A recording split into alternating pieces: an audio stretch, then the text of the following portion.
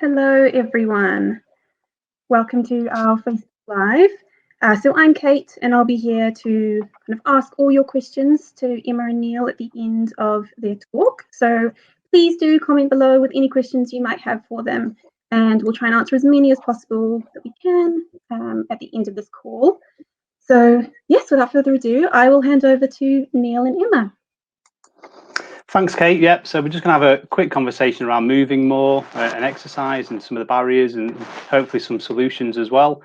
So hopefully everybody's in the right place. So welcome. I know the weather's been a bit strange up and down the country and in previous meetings I've been in. I know the wind's hitting my windows very hard at the moment. So hopefully everyone's internet will be fine, including ours as well. So I suppose it's best just to start off by introducing ourselves. So I'm Neil Gibson. I'm the Senior Physical Activity Advisor at Diabetes UK. So I'm currently looking at resources that we can create and new content around getting people more active. So I did spend time as well looking at the barriers and motivators to exercise for people with diabetes. And previously I worked for university in lecturing sport and also the council as well at delivering health initiatives. So my background is in sport and physical activity. I'm a qualified PE teacher and have a master's and degree as well in physical activity and quite a lot of sports qualifications. So that's kind of my background. And Emma?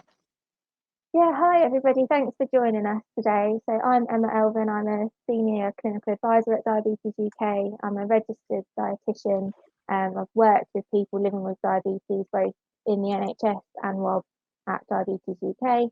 I'm involved in a lot of our prevention of type 2 diabetes information and also our food and nutrition content. And I've got a postgraduate qualification in sports nutrition as well. So hoping that we can share some really helpful information with you today. Thanks, Emma. And I think it's probably best if we start off just mentioning some of the benefits of physical activity. So I know that we hear quite a lot around, people say that it's good for you, for your physical and mental health. But I suppose it might be worthwhile if you can just highlight some examples, Emma, in terms of kind of diabetes specific in general, in terms of some of the benefits of being more active. Yeah, so I guess in general, if you think about the benefits, we know that being more active can help you with your energy levels. It can help improve your mood as well and help you to sleep better. It's also really good for your joints and flexibility.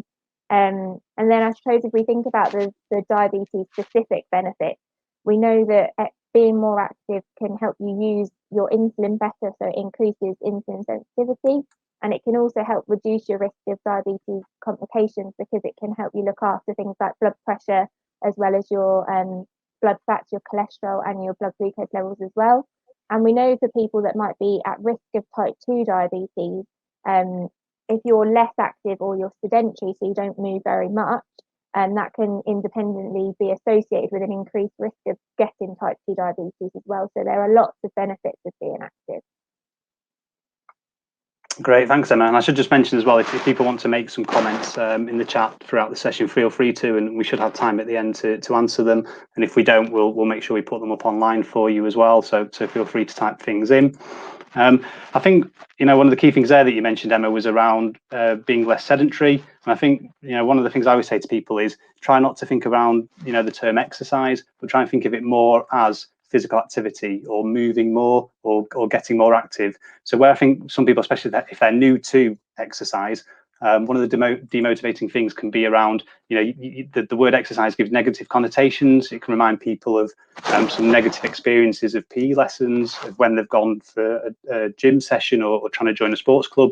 So don't think of it as, formal exercise of having to get the Lycra and go on a 10K run or go cycling, but try and think of it and reframe it in terms of it's just about moving more in your day-to-day life. So that could be at home, it could be at work, and especially with most people working from home at the moment with lockdown, it could be in travel as well. So how you get from one place to another, can you get off at a bus stop earlier and walk? So for me, one of the key things is just think about, it's not having to be formal exercise, it can just be informal moving more. So although we keep saying exercise throughout, and that's, our background, so I'll do it myself, if you try and think of it more as just moving more.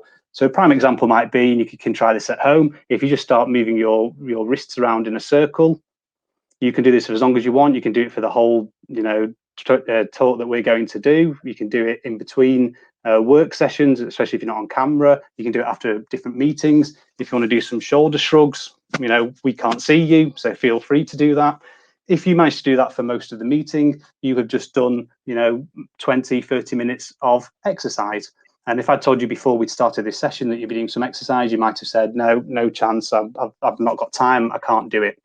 So don't, as I've said, don't try and think of things as really intense, having to go on long sweaty runs and buy all different equipment.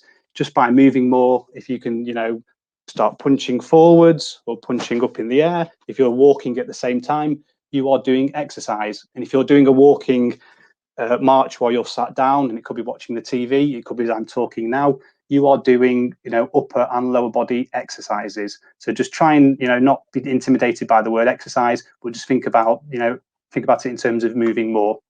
Having said that, we know that some people still have quite a lot of barriers and things that ways that they find difficult to exercise more. So it's probably worth mentioning some of the top ones there. So I know that when I have done research before around some of the barriers, people always tell me one of the big things is around blood sugar levels and hypos. So it's probably worth, Emma, if you just want to give us a quick bit of information, some of the key points you think around hypos and blood sugars. Yeah, so as Neil said, we know that for lots of people with diabetes, fear of hypos when they're exercising is a real worry, or not knowing what effect exercise might have on their blood glucose levels. So I think one of the key things for people to think about, first of all, is if they do test their blood sugar levels at home, is doing that more often when they're starting to become more active. So testing before and after exercise, because we know that different types of activity can have different effects on blood sugar levels.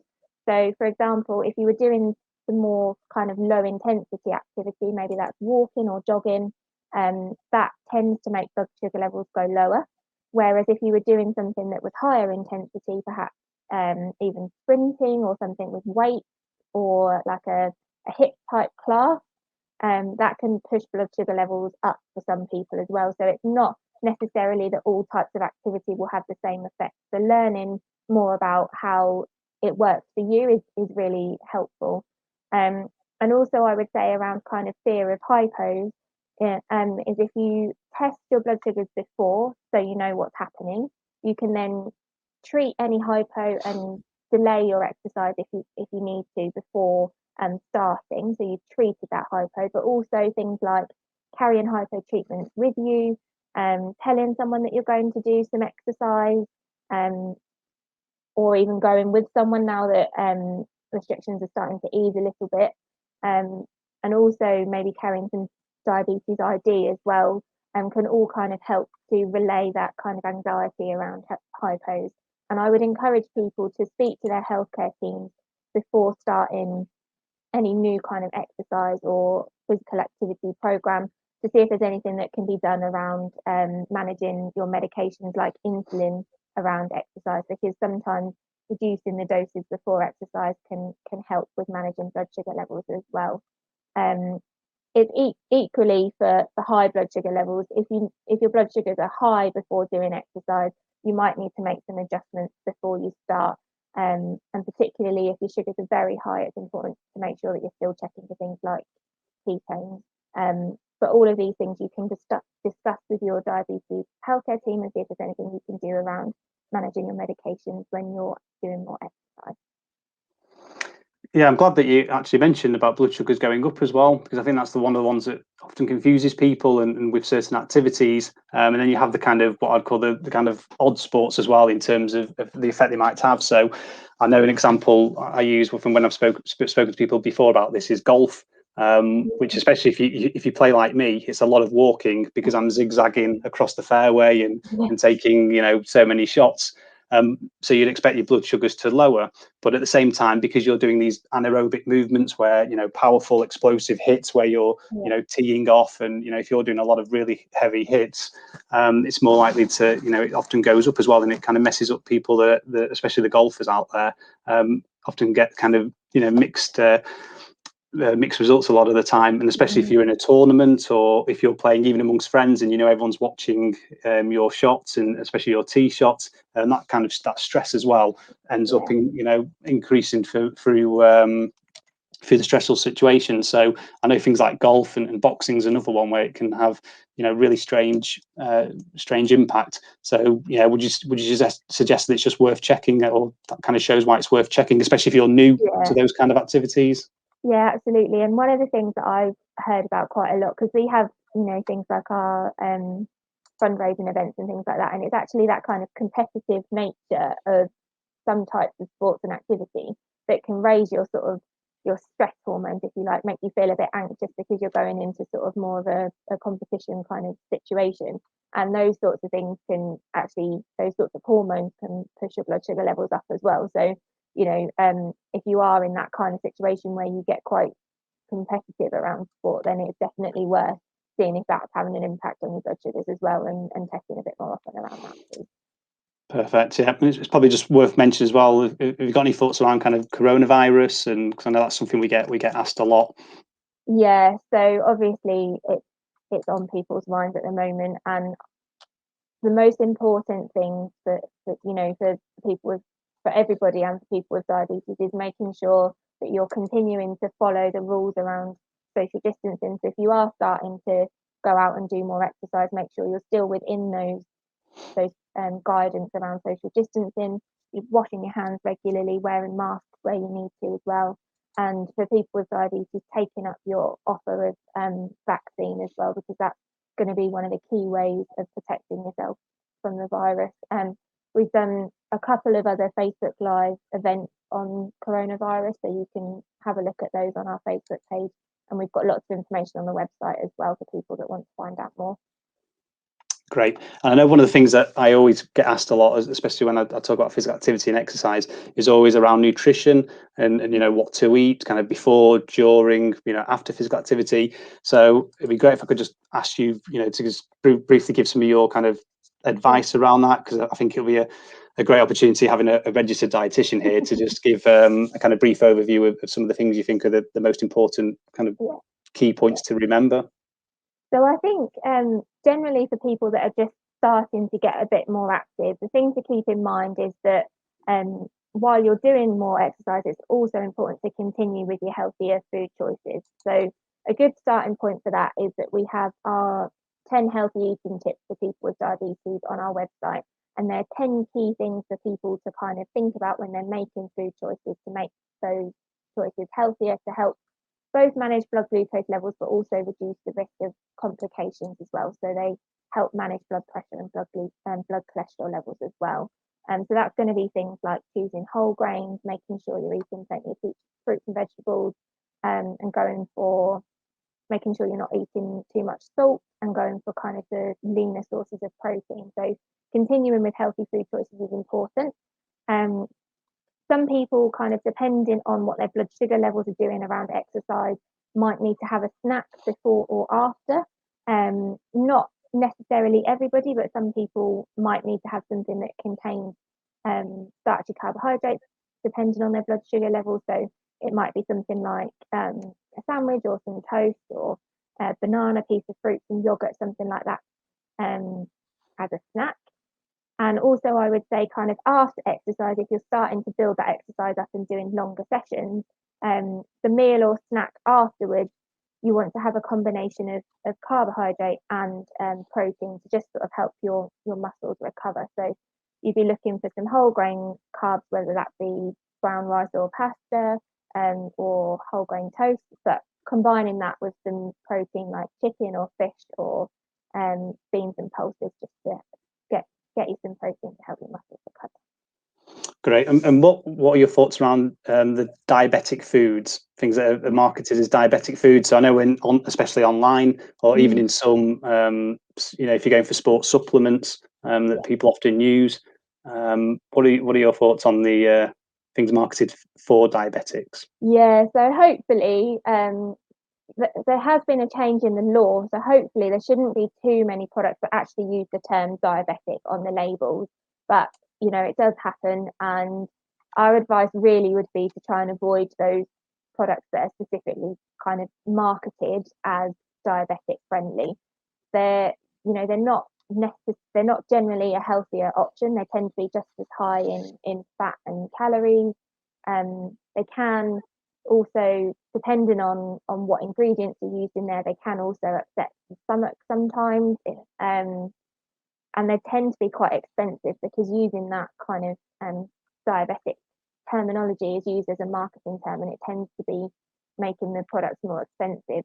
So we know that there's no kind of special or specific diet for people with diabetes. So why should companies be allowed to use the term diabetic on their packaging, really? So hopefully, due to that change in law, that shouldn't be happening as much now, but just for people to keep an eye out and make sure they're just going for their usual kind of healthy food choices, as opposed to choosing something that's specifically marketed as diabetic friendly. Thanks. Yep, so some great information there, and it's a topic that we can, you can go on for hours about around food and nutrition. So as Emma said, if you want more information, you can look at our website for that. So although you've given such great information there, we still know that there's a lack of motivation for a lot of people to exercise and be more active. So one of the key things I always raise around that is the fact that it happens to everybody. Everyone has days where they're not very motivated, or they're a bit tired, or they don't want to do it. But it still amazes me how much people beat themselves up around not sticking to their routine as they wanted to, or maybe not doing as much as they wanted to during lockdown. So an example that I'd give is, if you look at the Premier League footballers, these are are supposed to be the fittest people, some of the fittest people in the country. It's their career and livelihood, where they make a lot of money. They have the best access to all the healthcare professionals and masseuse, chiropractors, sports scientists, dietitians, etc. But yet they struggle to do 2 games in a week, and will often have to rotate round because they've done 90 minutes, it's tired them out. Or you'll hear players say, yes, I didn't perform in that game, I just didn't have the motivation. I was feeling a bit too tired, or so on. We played too many games, too much training recently, I've just lost the motivation that week. So especially if you're new to exercise, don't beat yourself up around maybe not doing as much as you want, or hitting some of the targets that you might have set yourself. Also, in terms of motivation, one of the key things I'd say is make things fun. So it sounds really obvious, but the amount of people that say to me, well, I don't like going to the gym, I don't like going on a treadmill for a long time, I always answer them and say, well, then don't go to the gym and don't go on a treadmill for a long time. So try and find some alternatives. So if you don't like running in a gym, is it possible that you might be able to run in a local park? If running's not for you, can you try something else like walking or cycling or rowing? So it's about trying to find those different alternatives. But the key thing is always, for me, is making it fun. If you're doing something just because you think it needs to be done to make you healthy, you're much less likely to stick to it.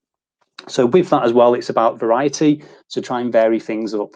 So if you normally go for a walk straight after work, like a lot of people do at the moment, or for a jog, it could be a case of looking at different routes you might go down. You can go on Google Maps or similar, and have a look at the routes, so that you can plan to stop off at friends and say hello to them through the window, obviously, in current climate. Or it might be that you stop off and have a break in a nice scene of beauty and nature.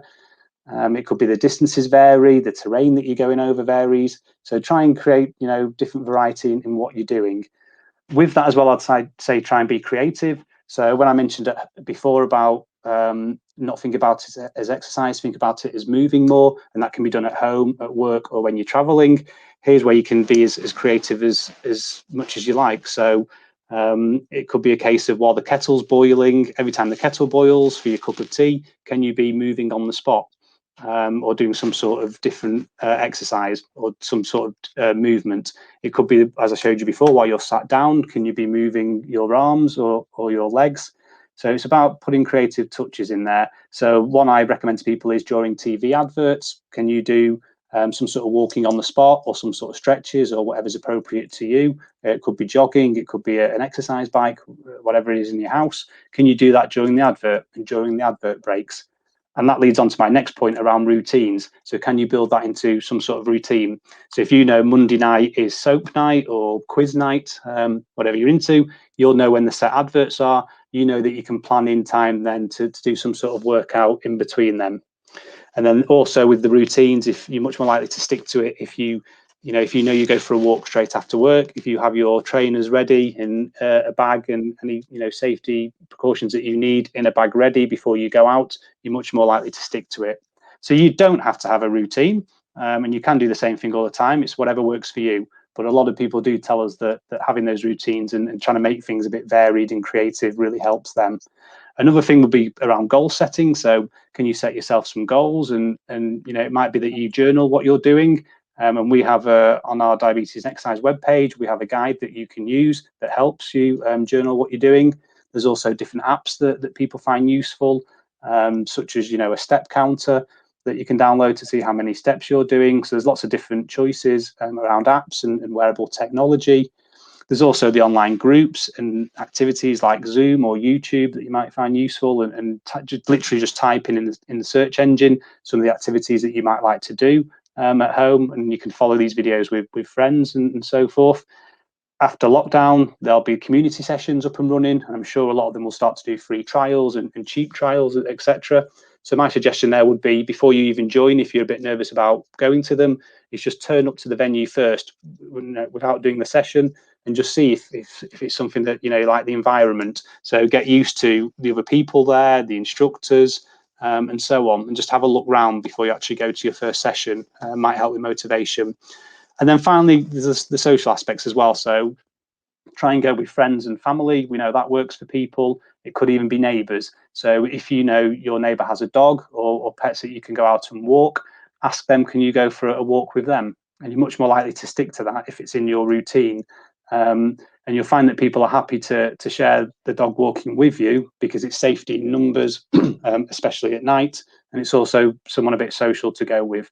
So try and find friends, family, neighbours, whoever that can help motivate you. You're much more likely to go for a walk tomorrow night if you've already promised your neighbour that you'll walk the dog together. You're much more likely to do that than let them down. So that's just a few kind of ideas around how to try and motivate yourself. However, we know it's not always as simple as that, because some people have different health complications and diabetes related complications. So it's probably worth just mentioning them briefly. So Emma, have you got any thoughts around the complications? Yeah, I would say that if you do have any existing complications, it's probably a good idea to speak to your GP, your diabetes team, before starting any new type of activity, just to make sure that you're safe. And if they have any advice on how to do that in a safe way. But there are also some things that you can do to help as well. So particularly around looking after your feet. So it's really important that everybody with diabetes makes sure that they're looking after their feet and checking every day, make sure there's no changes, things like cuts or blisters or changes in temperature or sensation, and also wearing appropriate shoes and socks can really help as well, helps reduce the risk of getting any injuries. If you do notice anything has changed, or you have got an injury or a blister or something that's not healing, it is important to make sure that you're getting help from a healthcare professional to get that healed as quickly as possible, to avoid any further complications. But the encouraging thing is that the vast majority of people can do some form of activity. You might have to adjust it slightly. For example, you might have to reduce the amount of weight bearing activity that you do. But there are different forms of activities, things that Neil has shown us today, that we can do that are seated. So most things can be adapted to your kind of ability and any existing health complications that you have. There has been a campaign recently called We Are Undefeatable that is helping people with long-term conditions to be more active, and they've got lots of resources and information on that website that you can look at to try and help you to get more active. And with that kind of in mind, Neil, is there any other places that we can signpost people to get more information about moving more?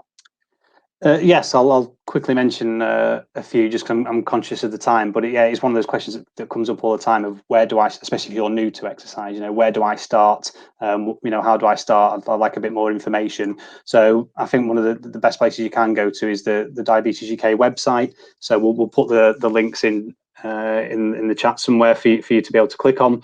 But basically, if you just search diabetes and exercise on Diabetes UK's website, it will come up, and that's we've recently updated that page.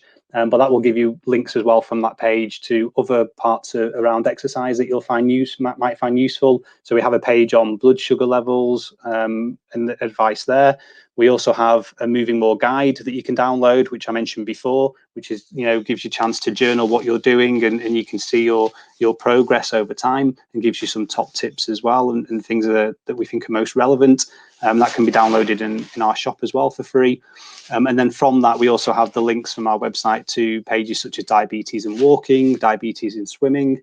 And over the next year, we're going to be adding, much more content and updating what we've got. So it really is a great hub for people to go to. So I'm not just saying that because my bosses might be watching, but I would really recommend is one of the things I know we're working on at the moment is going to that diabetes and exercise page is a great starting point for you.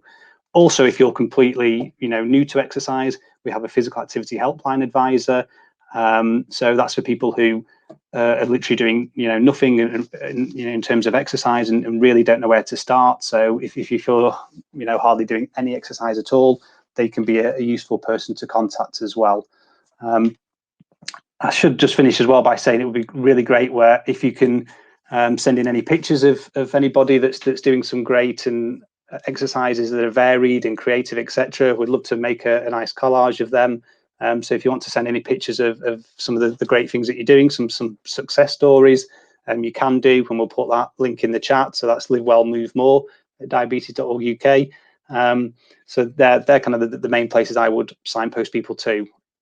And then I think we'll just finish quickly by answering some audience questions if some have come in, Kate. And just looking at the time, I'm sure we'll probably have a few that we don't get a chance to answer, so we'll put them up online as well for people to see. Do we have any questions, Kate? Yes, we do. We have a lot of questions that have come in, so we'll try and get through some of them, and any that we don't answer, we'll make sure to kind of reply directly to you with the comments as soon as we can. So we'll start with one from Amanda. So Amanda says, working from home, I started off great in the first lockdown with yoga, walking, but this time around I've become lazy and then it gets into a downward spiral. How do you get out of that rut? So if I kind of practice what I preach, hopefully from what I've just been talking about, for me, that would be one of the ideas would be how you can add the variety into that and be creative with what you do. So it might be that you actually change the supplier of who's doing the yoga video. So you look at different content around it. It seems that you might have been, was it online videos? Did you mention, Kate, or not? Yoga and walking, she mentioned. All right, so it's one way you can look at the different online videos and see if there's other yoga ones that you can do as well. I think if you can try and put the walking into a routine, but then in terms of motivation, it's for the walking, it would be how creative can you be. So a bit like I said before, it's the comment might have come in before I mentioned it, but it's about, can you change your routes? Can you add in family members? Can you stop off at friends and family? So it's about trying to, just be creative with how you do your walking, how you do your routes. Can you also set yourself targets? So can you walk at a faster pace so you get somewhere quicker? Could you walk for longer? I don't know, is there anything to add, Emma? No, I think that sounds good. Yeah, just trying to find what works for you, I guess. Great, thank you. I've got one from Loz here. So how do I control my blood sugar levels during or towards the end of exercise? I eat beforehand, but an hour in of walking, I'm getting kind of sweaty, clammy, and shaking. Okay, yeah. So I'm guessing that you're kind of regularly checking your blood sugar levels, which is good. So it's a good idea to know if those kind of symptoms are a sign of you going low. And if that is the case, then obviously thinking about kind of how low you're going and whether you need to be stopping to sort of treat a hypo, that would be the first thing that I would kind of look at. We also know that you can kind of for some people, varying the type of exercise that you're doing can sort of help. So if you're doing kind of more walking or gentler exercise, if you add in some kind of faster paced walking or you speed that up for a little while, that can sort of help to push your blood glucose up a bit as well. So we know that alternating jogging with sprints, for example, that can give that sort of variability in the intensity of activity, and that might help to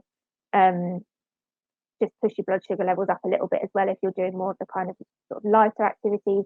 But also maybe thinking about, I'm not sure what treatments you're on, but maybe thinking about whether there's anything you can do with your treatments if you're on insulin before you start exercise, maybe lowering the dose or something, and having that conversation with your diabetes healthcare team to see if there's anything you can do with that medication that might just help to prevent you from going too low during exercise as well.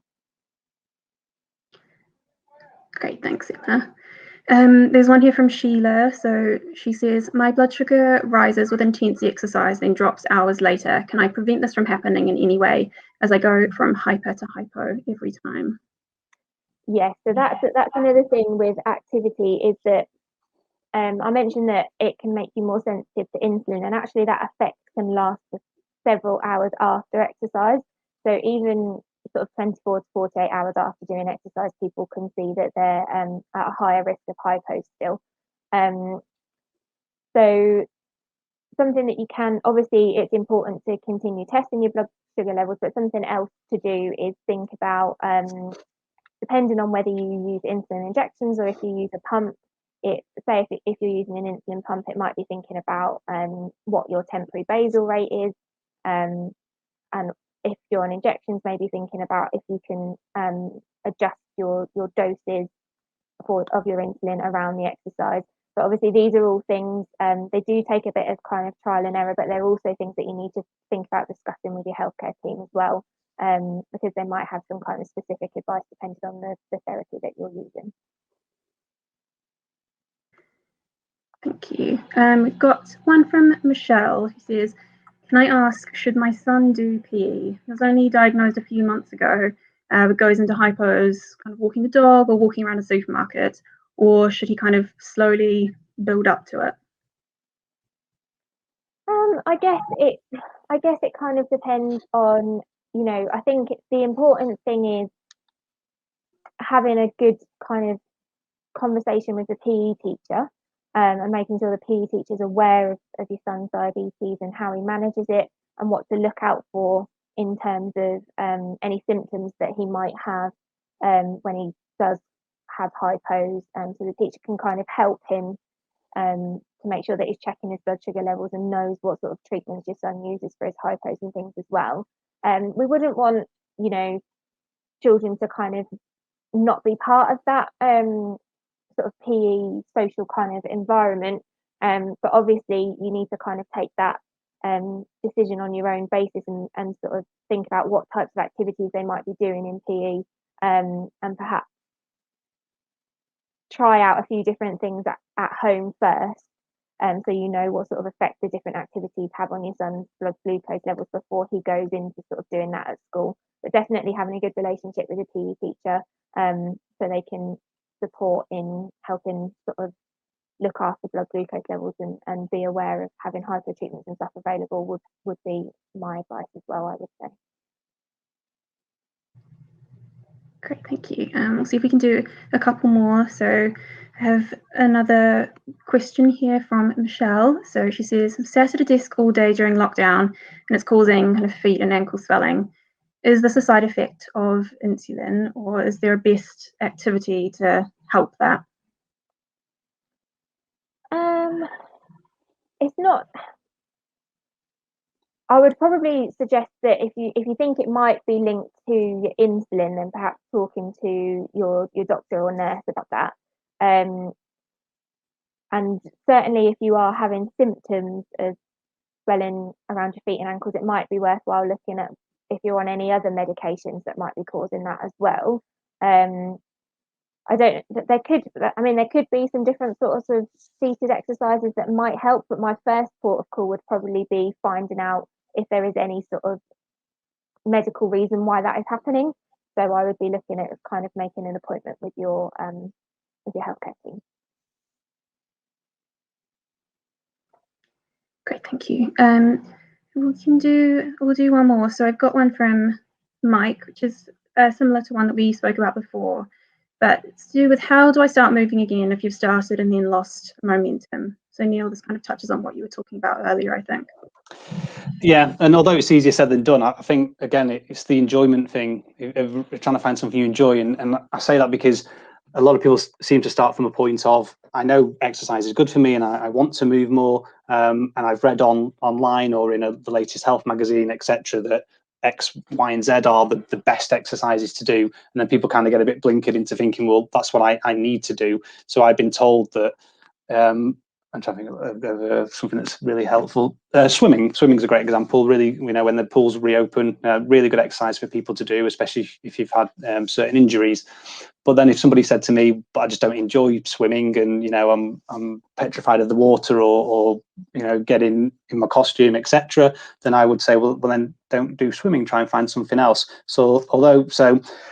Yeah, it's different for every individual circumstance, but the key first thing would be to what do you enjoy, and it might even not be necessarily the exercise. So if you know something nearby that you enjoy, going to, start walking to that place, and hopefully a bit of motivation will come from knowing that, well, actually in 20 minutes time I'm going to be at my favourite X, Y, and Z, so I'm going to walk there. And then with that as well, I'd say just if people need to invest in something, I'd say invest in some some decent footwear, or for when the weather's bad, get some waterproof trainers or some waterproof trousers and a waterproof jacket, so that you can go out in any weather. So walking is always a good one that I suggest to people when I don't know too much about their personal circumstances, because it's something that most people can do, but it's one that you can easily be creative with and try and vary. But when the barrier of weather comes up, and especially depending where you live in the country, I'd suggest if you've got the waterproofs and that kind of gear ready, and it doesn't have to be expensive, then it's not actually too difficult to get outside. Okay, great. Thank you, Neil and Emma. We are out of time here, and thank you everyone so much for watching and for sending in your questions. And for the ones that we didn't get to, we'll be able to respond to those directly in the comments, so please just keep an eye out. We'll also be leaving links to the resources that Neil and Emma mentioned as well, so you can go and have a look at those. But yes, thank you all for joining us, and we'll see you soon. Bye, everyone.